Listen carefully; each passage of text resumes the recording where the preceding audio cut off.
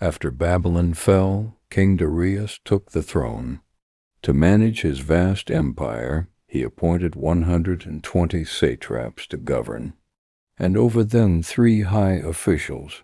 Among these was Daniel.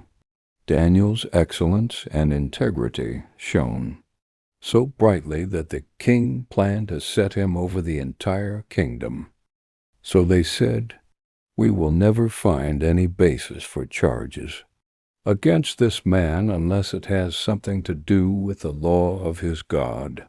They conspired together and approached King Darius. With flattering words, they urged him to issue a royal decree that for 30 days no one should pray to any god or man except the king. Whoever disobeyed would be thrown into the lion's den. Flattered and deceived, King Darius signed the decree into law, which could not be revoked.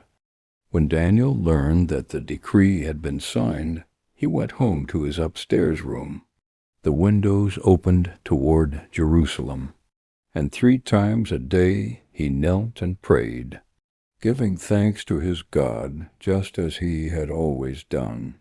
The conspirators went as a group and found him praying and asking God for help.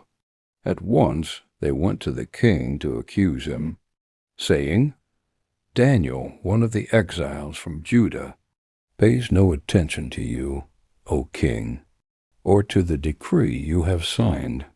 He still prays 3 times a day." When King Darius heard this, he was distressed.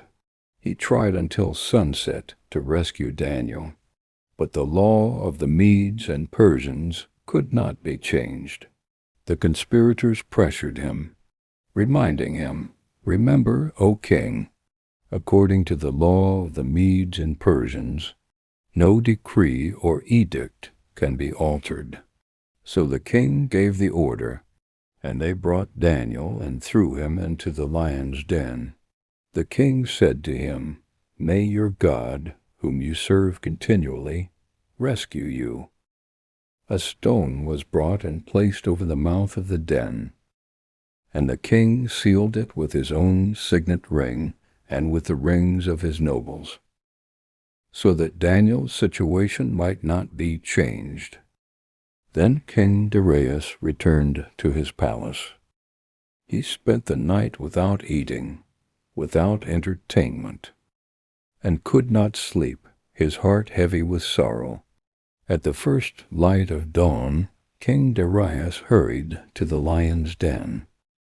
When he reached it, he called out in anguish, "Daniel, servant of the living God, has your God, whom you serve continually, been able to rescue you from the lions?" Daniel answered, "May the king live forever. My God sent his angel, and he shut the mouths of the lions. They have not hurt me, because I was found innocent in his sight. Nor have I ever done any wrong before you, O king." Overjoyed, the king gave orders to lift Daniel out of the den. And when Daniel was lifted out, no wound was found on him, because he had trusted in his God. At the king's command, the men who had falsely accused Daniel were brought in and thrown into the lion's den, along with their wives and children. Before they even reached the floor of the den, the lions overpowered them and crushed all their bones.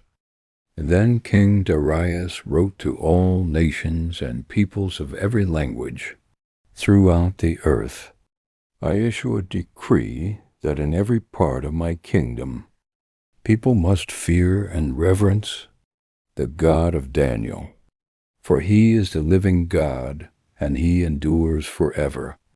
His kingdom will not be destroyed. His dominion will never end. He rescues and he saves. He performs signs and wonders in the heavens and on the earth. He has rescued Daniel from the power of the lions." And so Daniel prospered during the reign of Darius, and also the reign of Cyrus the Persian. And so, beloved, we see the faithfulness of God in Daniel's story. From the jealous schemes of men to the dark den of lions, to the glorious deliverance. By an angel, God proved himself as the living God, who rescues and saves. Daniel's faith never wavered, and because of it, kings proclaimed the glory of the Most High. Today, let his story remind you, trust in the Lord, even when you stand alone. His angels still shut the mouths of lions, and his power remains unshaken forever. If this story blessed you, type "God delivers" in the comments. Don't forget to like, share, and subscribe so you never miss more powerful Bible stories.